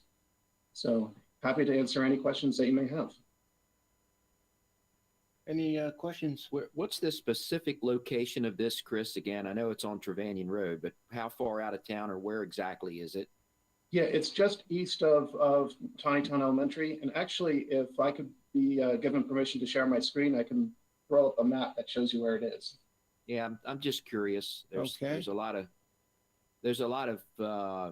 talk about various projects that are going on in the town up there, and I just want to I want to see where this is as opposed to some of those discussions. Sure. Can you see my screen? Yep, we got it. Okay. So here is Tawnytown Elementary, and this is the parcel where the facility will be located. There's an existing stormwater facility right here. It's very small, and we're going to be making a much larger wet pond in this entire parcel. So the existing drainage area to this is only about 8 to 10 acres, and we're increasing the drainage area to 190 acres. So you can imagine it's going to be a much larger facility. Okay, yeah, that helps. And I would assume, based upon the fact that it is in the middle of an area where there's a lot of homes and certainly 2 schools, that the appropriate safety precautions will be taken as you create this bigger area. Yes, yes, and we have been in communication with the adjoining property owners, so they're aware that the project is occurring. Of course, they'll be much more aware when bulldozers show up, but we have made every effort to inform people. Okay. Yeah, I'm concerned about folks trying to utilize it for, I don't know, the local watering hole or something, when, you know, so I just want to make sure that, you know, there's the right buffer, whatever that is, to make sure that it's kept safe there. Yes, and ownership and maintenance responsibilities of this will be the responsibility of the city of Tawnytown. So we've been working in conjunction with them through the whole design process and so on. Excellent, thank you. Chris, is this similar to the project that's happening down in Eldersburg? There's an expansion. I think it's an expansion of a stormwater management pond off of Johnsville Ave on Piney. I think it's on Piney. Off of Johns. So that facility is actually a dry facility. That's a surface sand filter. So similar concept, we're making it larger to provide additional treatment, but that one is a dry facility. This will be a wet facility. Okay, now that one is overseen by the state. Is this also going to be overseen by the state? By overseeing, you mean by inspections? I don't know. There's a whole bunch of signs saying that this is a state project. Yes, so this project is receiving grant funding through the exact same grant program as that's the Woodside project that you're talking about. And yes, so there is a sign that will be put out for this project with all the information about it. And yes, we will be coordinating through the state for reimbursement and so on. Okay, I'll tell you, I'm impressed with the prices. I mean, 1 through 10 seem awfully tight, which is good. I mean, people are, you know, the businesses are understanding the requirement and bidding close to it. So, and I also like CJ Miller being on top. But okay. Any other questions or comments? I'll go ahead and make the motion, since it appears that this is going to happen in District 1, that we award the contract for the Trevanion Terrace stormwater management facility retrofit to CJ Miller in the amount of $1.108 million. Second. I have a motion. I have a second. Any further discussion? Seeing here none, all in favor? Aye. Okay, 5-0. Thank you, Ms. Maureen. Thank you, Commissioners. You get Thank to you. go away. Chris, you get to stay. And Yes. let's look at approval for exercising options to purchase for the S. Scott Albin property through the Rural Legacy Program. And is Deb and JP coming on as well? Yep. Yeah, so before we get started, I just wanted to wanted to express my thanks to Deb Bowers for the fantastic job that she's done for the past few years as program manager for the AgPres program. As you all know, tomorrow is her last day. She's retiring, and just want to say extremely appreciative of the hard work and stewardship that she's led on this program, which is such an important program both for the culture and the economy of Carroll County. So just wanted to say thank you, Deb, and we will definitely miss you. I absolutely agree. And Deb, if you don't want, you can continue to stay on, and we can work through that. So tomorrow doesn't have to be your last day. I'm exercising that option to you. Okay. Thank you, Commissioner. I'll think about that. I'm sure.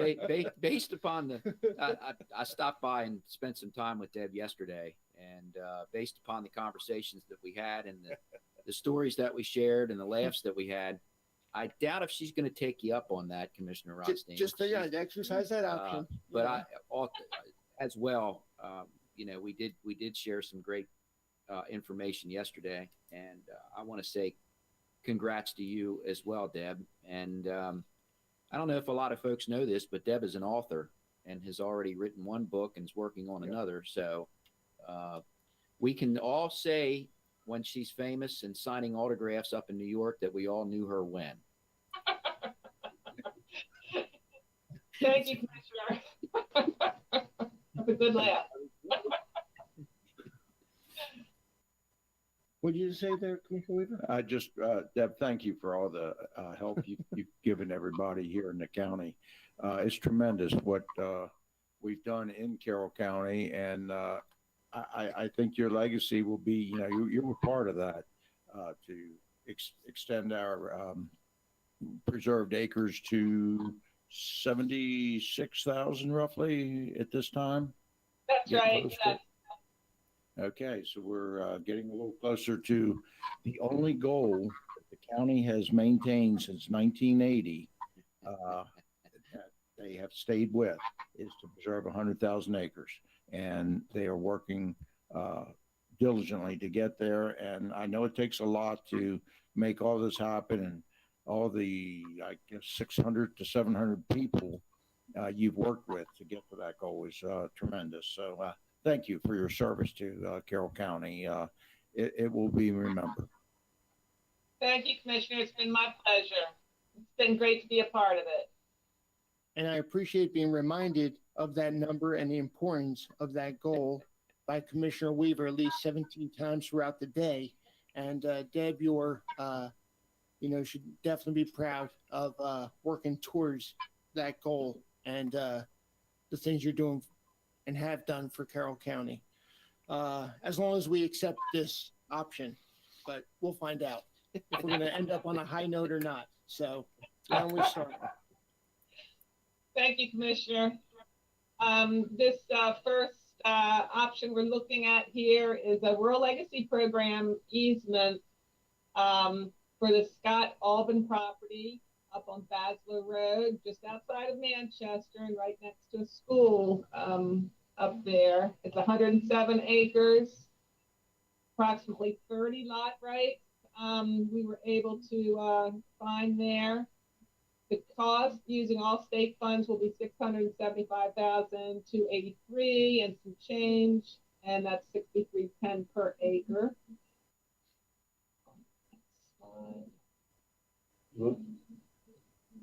Here is a review of the property. As you can see, it's a great farm. It lays very nicely. It's very productive, has good soils, and as you can see, it's almost all crop ground. So it's a great property, It's one of our last dairy farms. So, it'll be good to see it preserved. There's how it lays, just decent Route 30. And a few more photos.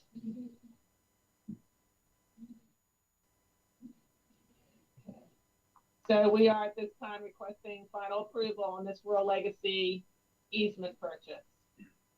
This is a beautiful facility, and I move the Board of Commissioners exercise an option to purchase the Rural Legacy Program conservation easement on the S. Scott Albin property, also known now as the Bowers Legacy Project. Second, at least the first part of it. Yeah. Oh, we're just leaving District Maybe 1 just- out of this. Yep. So does District 1 have any further comments on this one? Not at this time, sir. Any further comments or questions? Hearing none, all in favor? Aye. Aye. Any parting comments to Ms. Deb? I know a few of us chimed in. Eric? Yeah, thank you very much. Ms. Bowers, I just want to let you know that you have always shown passion, love, and enthusiasm for what you do. And in the 2.5 years I've worked with you, every time you walked into a room with us on this subject, you're so enthusiastic and happy about it. And it's been a true pleasure to work with you. We're very much going to miss you. But at least we have JP stepping up, and I can talk hunting with him. So thank you very much, and enjoy your retirement. Thank you very much, Commissioner. JP will take care of things here in this office and provide plenty of laughs, I'm sure. Okay. Powers, I just want to say thank you for everything you've done with the county. Another 3 months, though, would have been 10 years. I'm just kidding. But thanks for everything. And the cupcakes were good. Thanks. The cookies were good too. They had a little lemon thing going. Yeah, they did. They were Yeah. different. Cookies were a little different. Yeah. We have some left, so come on down and finish them up. Okay, before this conversation goes downhill, thank you very much, Deb, JP, Chris, go away. Okay. Do we have any public comments? We have no callers on the line, sir. Okay, thank you. What I need now is approval of a handful of minutes from April 13th, land acquisition, April 15th, land acquisition, and then April 20th, land acquisition. So April 13th, we can review. Move to approve the April 13th set. Second. Okay, I have a motion second. All in favor? Aye. Aye. Okay, now April 15th. Motion to approve the April 15th minutes. Second. Okay, I have a motion and a second. Any further discussion, questions? Hearing none, all in favor? Aye. Aye. Aye. Okay, now April 20th. Motion to approve the April 20th minutes. Second. Okay, got a motion and a second on April 20th minutes. Any questions or discussion? Hearing, seeing none. All in favor? Aye. Aye. Okay, let's move on to open admin. Does anybody have anything for open admin at this time? For any of us? And we are going to be going into closed in a couple minutes for land acquisition. Any of us? Tim? No. I ask because I care. I just want to let you know. Not really. Roberta? Yes. Just one thing. So nice to be back. And feel the love.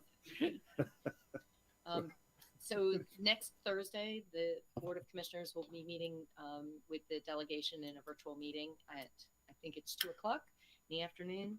I have several suggested agenda items at this point.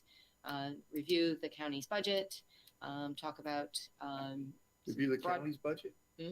these are the items that people have asked me. I don't We understand that. we can say no if it's your agenda. That came These- from us? Yes, from one of your colleagues. Yes. I don't understand. I mean, we can tell them that we've got a adopted proposed budget, but I don't know that we have to review the details of it. I don't believe it was. I don't. I don't know. I don't understand. Okay. I just don't understand it, why it's on that for there. Did I bring that up? Yep. Okay. I wasn't sure. And I think, and I apologize, I don't believe, and I used the wrong words, we do not need to review our budget to our legislators. Yeah. What we do need to share with them is that we have adopted or agreed to a proposed Right. budget. And if there was any questions, they can Yeah, if ask there's me at any- that time. Yeah, I think But that's a good idea. I If there's think- any I think- proposed questions, Yeah. that's fine. And I apologize. I did use the wrong word. So if we can just say, let them know, the agenda item could be status of county budget. Right. That's it. And then that's a good segue into what the next agenda item probably is on your list. Well, the next was broadband. Okay, well, that's good because we didn't put any money into the budget for that. We held fast with what we have. So we're heavily reliant on help. Federal and ensuring state. that we get the money that we are anticipating. Right. Also suggested was a brief summary on fire and EMS. And then. What, just to tell them what's going on, basically? It's just an Yes. update of fire Again, these are EMS. just, Update, okay. yeah, Yep. just, All right. well, That's all. Who suggested that one, Rothstein? Yeah. Just kidding. Well, I federal, think, state, no, I think it's important, again, just to provide them, an update. This is where we're at. And we haven't talked to them in quite some time. And let That's them true. know that Director McCoy has been the absolute best choice that we could have made. And he's doing wonderful work with the companies and with the staff. And we're moving forward. I mean, I think that's fair. So. then unfunded mandates conversation has been requested, and then finally commissioner salaries. I apologize. Unfunded mandates. Are you talking about the sheriff's building? No. What Not unfunded mandates? specifically. Should be on there. Oh, unfunded Sheriff's mandates. building should be on there. Well, Yeah. From the state. Yeah. that Oh, unfunded mandates, the comment Commissioner Boucher Yes. made the Yeah. other day. Yep, I think it's important to address that. I and agree. Just to, to remind them of the challenges we face. Not that they can do a whole lot Yeah. about it because But we're put in a basket with all these other Yeah. jurisdictions and, Right. you're right. They Yeah, can't, I think it's they just important need to to bring be that aware. up. So, okay. and yeah. and certainly the sheriff's building. I have on here federal and state grant money as well. So that would be the Is that sheriff's what- building. Yeah, okay, for the sheriff's building, I think we should talk about that. Is there anything else we need to add in? I would like to talk about basically the water that's in Piney Run Lake. And if we could get some action to put that, and this long shot, put that, just the water's in the lake, not the whole Watershed. watershed area, but just have control over that water. Some way to make that happen. That way, if in the future we want to use that as a reservoir for us for drinking water, we could possibly do it. But to be foolish to put any investment into that without doing that first. We don't have, right. But And it might never happen, but I think we need discussion. before that, Roberta, you were saying about commissioners. Right. Well, the other request was commissioner salaries. Yeah, and I'd put a request in early in the spring. Well, it was in the last part of winter to suggest that we get an increase on the books. And I don't remember what I said. It might have been 55. Well, so if I think that discussing it with the delegation is a little premature at this point, since the Board of Commissioners hasn't discussed it and decided that Okay. yes, A, they want an increase, and B, how much.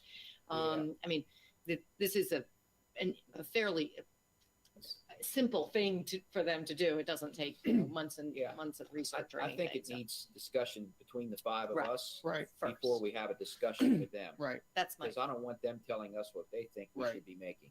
Right. So I would say put that one off Now, until we have that, because that's a legislative item that we can give to them when we typically have the meeting in whatever it is. September, now, usually. now Commissioner Boucher, did you request that? Yes. To put on the agenda? Yes, yes, I did. So since we're talking about it, I mean, would it be okay to take it off the agenda until we, the five of us, have that conversation? Well, that is a possibility, but I believe one of us, it might have been Commissioner Wance, had mentioned about maybe linking their salaries with the General Assembly salaries. So there might be some interwoven balance in that. So I thought it might be appropriate to have that discussion with them. Because I think you mentioned that we would turn that authority over and link it with whatever the House of Delegates is making or something. So I thought it might be a discussion worthwhile having with them just to float that out. Before we actually set an amount, there's a concept of that I think that we should openly discuss with them. Well, that's fine, but I think that's the cart before the horse here. Yeah. And for the record, I never brought that up. I only brought it up in the concept of getting us a little bit more, or not us, because we won't get it, Right. obviously, but realizing a little bit of an increase for the commissioners in the future. So I think we should have discussion first. I don't want to put the cart before the horse on this discussion, and I can easily see this going down a path that we don't want it to go down. But that's up to you guys. For the record, I'm not going to be there. But regardless, we're talking Makes it from much the board. easier. Which is going to make the meeting a whole lot easier. But yeah, but I think we should put that one off till we have that debate. I agree. with the five I of agree. us. We have to talk about that first. Now, I agree. Yeah, Commissioner Boucher. If that's the consensus, I respect that and let it unfold as we deem it proper. So thanks for the consideration. We'll address it down the road after we have more discussion and more knowledge about this. And we'll put it into, into a session, and we'll have that conversation. And, we'll come to a consensus. Thanks. What other topics? Watershed? Okay, because which fine. What I want to do is I want to make sure we do our homework and get the staff to do the homework to prepare us to have that conversation. Right. And we don't have to put that on this agenda if you want to look at it all first, and that's fine. Well, no, But I think it's something that we need to bring up. No, I just think that the staff needs to give us the talking points appropriate to the status and a bit of the history and what the risk is in not addressing it. And there is significant risk in not Right. addressing it. So I think staff would be, I'm sorry. No, I cut please. your feet. I think staff would be able to provide that Okay. information between that's- now and that's okay. for the other subjects, they're already working on talking points with us. We ask for very little from the state, or have had a history of asking for very little. I mean, we have the training center out there and some things we got. That's going on. I mean, The we're sheriff's not- department. Yeah, I think, and to your point the other day, I think a good way to do this with them is to suggest that we could possibly combine this building to include Right. the command staff of our new fire department, Yep. which might get us a little bit more interest when it comes to funding from the state, because we're working our way from the ground floor here up. So I kind of like that idea. I don't know if it will happen or not, but I do think there's a possibility there that it could, because when you brought that up, I stopped out at the Public Safety Training Center just to take a spin through there to see what the possibilities are. And there's not a lot of room They're out there busting for at the command seams. staff. That's right. So I think that's an excellent idea, and I think that will get us a little bit more First teeth. off, did you hear excellent? I do. That's what I you think said. Jason must have blocked Okay. it. Yeah, well, yeah, Just I gave excellent. excellent. I was going to go great, but I went to excellent. That's because I used the word absurd earlier. Yeah, So, that's you a know. little payback. But I think it's a great way for us to put the emphasis on how Right. much we need some sort of a bond, whatever bill they do. Yep. So I'd marry those two together on your Yeah. agenda. Yep. In reference to your question, Dick. Yeah, as far as other things that have been left out, I mean, We just got finished with this, and, anything we left out that we need. what one thing we can do is just, again, a talking point is give them an update on our ag preservation and where we are in status.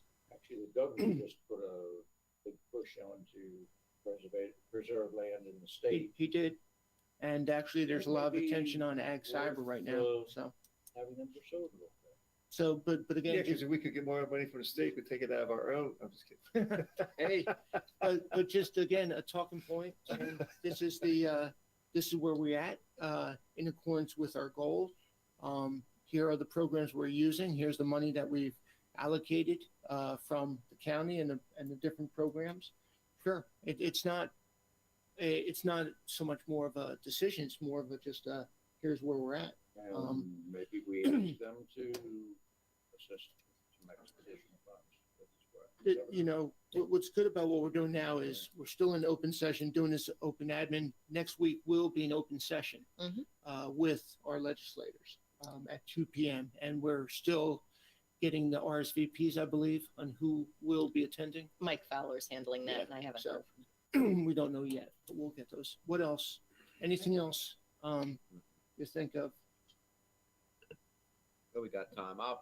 Yeah. I'll provide you with some of my thoughts so that you can share next Thursday. Absolutely. And we do have open session on Tuesday where Ted will be giving us back the proposed operational budget. So, and we can talk about that. So, okay. Anything else for open admin? But I appreciate everybody. I ask that we all think about if there are other topics. Looking at the agenda starting, we're going to be going into May. April 26th, we have nothing. On Tuesday, the 27th, we do have open session where Mr. Zaleski will be providing us the proposed budget, the FY22 release of the proposed budget. And then a request for the Callard Foundation for Veteran Services Program. Both are just awesome. The Veteran Services Program we have and Greg Keller's Foundation has just been great to our community. We'll be talking fees and water and sewer amendments and annexation requests. We'll have a briefing on text amendment of the Industrial 1 District self-service storage in the Finksburg Sustainable Community Boundary. We'll be requesting a bid approval for installation of residential water meters and vaults within the Freedom District. Well, that seems been ongoing for quite some time. Another bid approval for purchase of something at the Hampstead wastewater treatment plant. I'm not sure what that is, but it's a Yale model. It's a what? It's a Yale. It's a Yale model as opposed to a Harvard model. Right, Yeah. where they're going to That talk was your about joke last week. It was. Okay, we'll have a bid approval on the courthouse annex brick repair from BPW, or from DPW, excuse me. Request approval to use a term contract with HTI contractors for failing stormwater pipes on the Stone Ridge Court on Thursday. So that's all on Tuesday. On Thursday, we do have open session starting at 9. We'll go through our Ed Singer show at 9, and then at 9:40, solar zoning text amendment, public hearing for the community of solar zoning text amendment. We'll have a request approval to apply and accept award for recreational trails program over at Hoshua. We'll be looking at engineering services and permitting over at Gillis Falls Trail Park. Mr. Degetz will be up for a couple things. We'll have an environmental compliance and engineering survey for bid approval. Then at 2 p.m., as we just shared a few minutes ago, we will have a joint meeting with our delegation. And on Friday. Excuse me for a second. That's Yeah, virtual, please. but we're going to be right Yes. here. Yeah, we can Right. be here. So we can do it right here. Yep. Okay. Yes, the intent is the three of us and Commissioner Wance running away, but the three of us at least being here. And if Commissioner Boucher wants to join us, feel free, but just saying. I'm not necessarily running away. I may walk. That's right. You're scooting away. So, Exactly. Let's see. Friday, really excited about this senior center over Westminster, the senior center opening. I'll be joined by Commissioner Frazier, or If at you least need me to show Commissioner you where that Frazier. is, just let me know. Commissioner Frazier will be joined by. No, I know where it is, and I know where the Westminster small pond is as well. And then on Saturday at 1 p.m. down in Eldersburg, the Safeway will be doing a reopening ribbon cutting.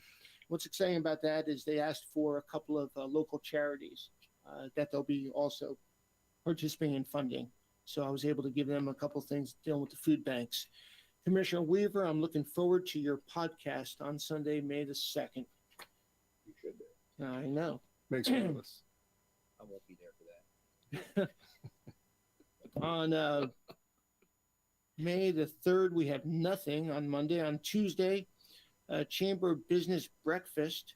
Commissioner Wance, it will be virtual at this time. I'm really looking forward to that one. Probably gonna attend that. You'll attend that too? I'm Okay. afraid I'll be on the table otherwise. There's a very good We'll possibility, bring yes. the kazoos or whatever, so. Yeah, on, if I could get the link to that as well. I may be back for that.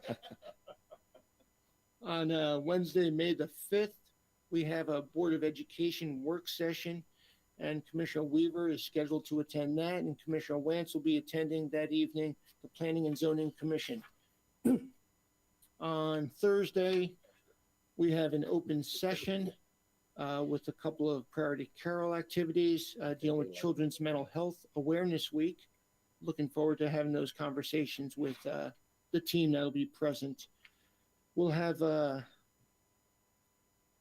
Mr. Singer coming in again, talking to us about the updates on COVID-19, and then Mr. McCoy coming in talking about the updates on fire EMS. We will have a request for approval for FY22 Maryland Criminal Intelligence Network grant application. That is a great organization. And I think, Steve, you and I attended, I think, one of those briefings. Really good coordination briefing. And then we'll be going into closed for public safety and then closed for some legal advice. Mr. Burke, I'm looking forward to that. I think I may hold my breath till next Thursday for that. On Friday, the 7th, Saturday, 8th, we have nothing. And Commissioner Weaver, you have two? No, It's got a line here. I think Commissioner Frazier. if you want to take it, I'm okay with that. I but think Commissioner it's fine. Frazier would be left out. So Commissioner I Frazier don't will hurt have his feelings. the May 9th podcast. Apparently mine's really good this coming week, so you can use mine again. I- Air twice. That's a good Actually- idea. Actually, Just, I you did. know, just offering it out. I'm just No saying, trash? I did. We have a lot of the same thoughts. No trash left behind. No trash left. Yeah. I wish that was Okay. true. Is there anything else for the good of the group or the good of our community? Hearing and seeing none, I need a motion to recess to go into close. So moved. And then Well, I'm saying the motion should say we're going to close the land acquisition. motion to recess No, to it's go not into recess. closed for land acquisition. Take out the word recess and we're good. Why? Really? Because We're not really recessing. we're just going into close the land Oh. acquisition. Come on, Burke, step Man. it up. God. So you I blame I you. sat there- I sat there for a week. so I know. got some of this. I blame you. Okay. Motion to go into close for land acquisition. I got that motion. Do I have a That's the second motion. on that? Okay. All in favor to go into close for land acquisition? aye. Aye. Motion to adjourn after land I acquisition. have to request that. Okay. I got a motion and a second to adjourn after that. After closed. All in favor? Aye. Aye.